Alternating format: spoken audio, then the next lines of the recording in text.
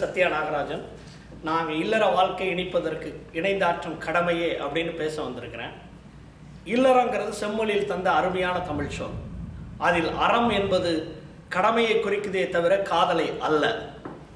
நம்ம வேதங்கள் என்ன சொல்லுதுன்னா, மனித பிறப்பை 4 காலகட்டங்களாக பிரிக்குது.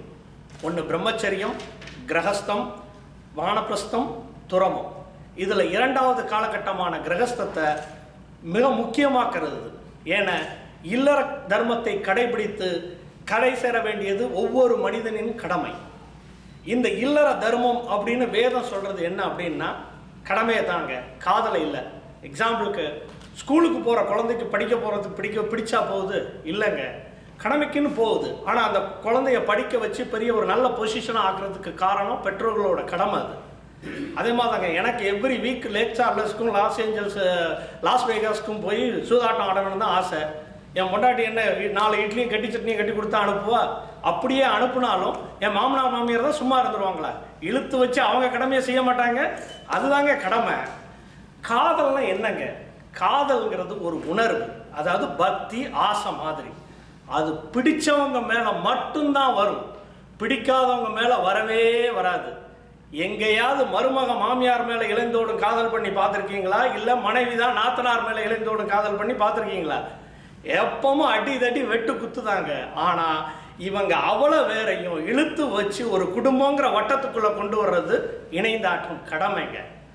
அந்த காலத்தில் வெறும் அக்னி சாட்சியை மட்டுமே சாட்சியாக வச்சு கல்யாணங்கிற அக்ரிமெண்ட் நடந்ததுங்க. அதனால தான் அடுத்த தலைமுறைகளை நல்வழியில் கொண்டு போகணுங்கிறது தலையாய நோக்கமாக இருந்தது.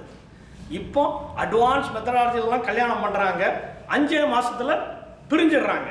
மணிரத்னம் ஸ்டைலில் சொன்னால், பிடிச்சிருந்தா சேர்ந்து வாழ்கிறோம், பிடிக்காட்டி பிரிஞ்சு போயிடுறோம். இதுக்கு பேர் இல்லறமாங்க. இதை சொன்னால் என்னமோ நாங்கள் முட்டாள் மாதிரியே பேசுகிறாங்க. அடுத்தாக வள்ளுவர் என்னங்க சொல்லியிருக்கிறார்? வள்ளுவர் சொன்ன அறத்துப்பாலில் சொன்ன இல்வாழ்க்கையோட அறங்களை நிறைவேற்றின இணைந்தோடும் காதலால் மட்டும் முடியாதுங்க, இணைந்தாற்றும் காதல் கடமையால்தான் முடியுங்க.